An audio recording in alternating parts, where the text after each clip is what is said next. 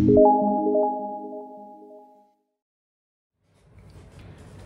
Assalamualaikum.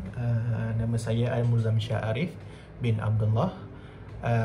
Memegang nombor matrik D20191087504 dari semester 4 Fakulti Sains Sukan dan Kejurulatihan. Okey, baiklah. Bertujuan saya membuat video hari ini adalah untuk menyiapkan tugasan bagi subjek pendidikan luar, dan tajuk untuk tugasan ini saya memilih adalah cara ikatan dan simpulan tali. Okey, baiklah. Sebelum saya menerangkan dengan lebih detail cara ikatan yang saya lakukan dan tujuan ikatan yang saya lakukan itu, terlebih dahulu saya akan menerangkan sedikit pengenalan dan definisi simpulan dan ikatan tali. Okey, bagi pengenalan, ramai yang berpendapat yang mengatakan orang Mesir adalah orang yang pertama menggunakan tali pada zaman dahulu, dan mereka membuat tali menggunakan rami yang halus, dahan kurma, bulu unta dan akar-akar kayu. Okey, menurut Syed Hashim 1983 yang menyatakan orang Mesir menggunakan tali lebih kurang 5,000 tahun yang lalu. Okey, baiklah. Untuk definisi simpulan dan ikatan pula. Okey, baiklah. Okey, simpulan adalah menggunakan tali yang kecil dan sederhana. Simpulan juga adalah untuk mengikat atau membuat simpulan pada benda yang kecil dan sederhana. Antara contoh simpulan yang boleh saya nyatakan adalah buku sila, tindih kasih, simpul himpit, lilit dua simpul, simpul pemukat dan sebagainya. Simpulan biasa digunakan pada setiap tempat dan masa, seperti di rumah, di hospital, bagi mengikat kasut, bungkusan dan memulakan jahitan.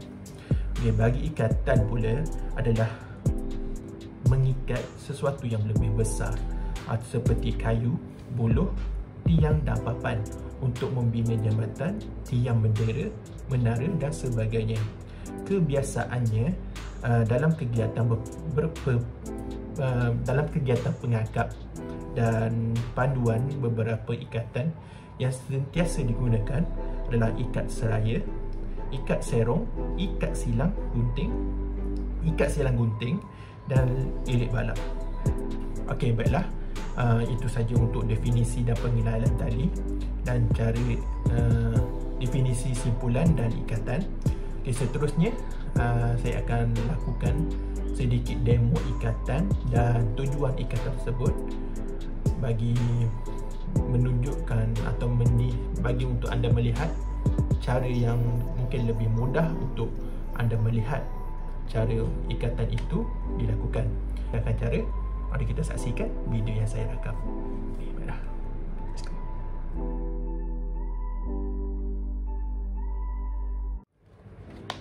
Okey, baiklah.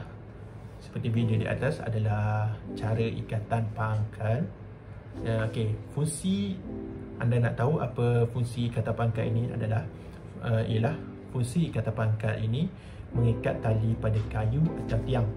Akan tetapi anda perlu tahu ikatan pangkal ini juga boleh digunakan untuk memulai suatu ikatan tersebut. Dalam video di atas saya menunjukkan cara ikatan pangkal ini dilakukan. Okey, baiklah. Yang kedua pula adalah ikatan tiang. Seperti anda lihat di dalam video di atas adalah itu adalah ikatan tiang yang saya lakukan. Tutorial atau cara untuk mengikatnya. Anda perlu tahu fungsi kegunaan ikatan ini adalah untuk mengikat sesuatu sehingga yang diikat masih dapat bergerak. Misalnya mengikat leher binatang supaya tidak tercekik. Okey, baiklah. Anda lihat video di atas cara saya lakukan ikatan tiang ini. Okey. Yang ketiga pula adalah ikatan tambat.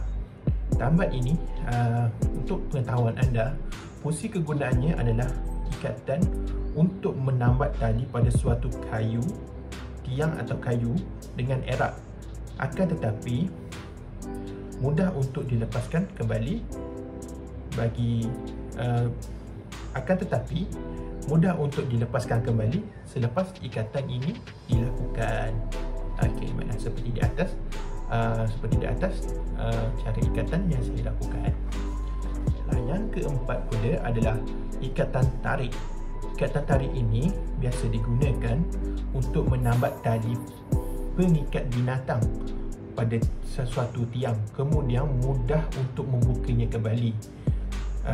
Selain itu, dapat juga untuk turun ke jurang atau pohon suatu ketika anda mendaki atau menurun bukit yang tinggi. Okey, baiklah. Di atas adalah cara saya lakukan ikatan tarik ini. Yang kelima adalah simpul anyam.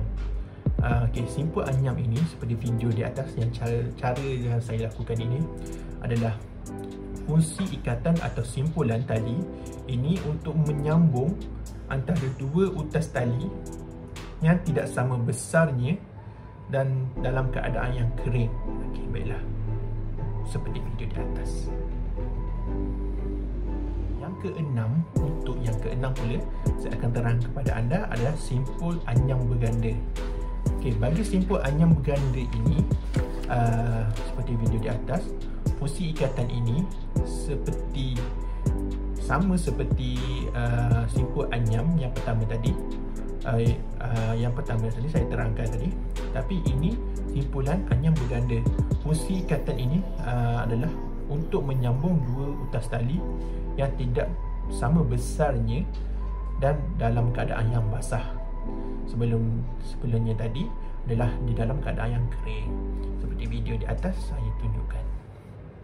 Yang ketujuh pula adalah simpulan angka 8. Kegunaan atau tujuan kegunaan simpulan angka 8 ini sebagai ikatan sementara di ujung tali agar tidak terburai jika hujung tali itu pecah. Selain itu, untuk menahan tali tidak tercabut daripada blok tangkal, lebih berguna kerana mudah dibuka.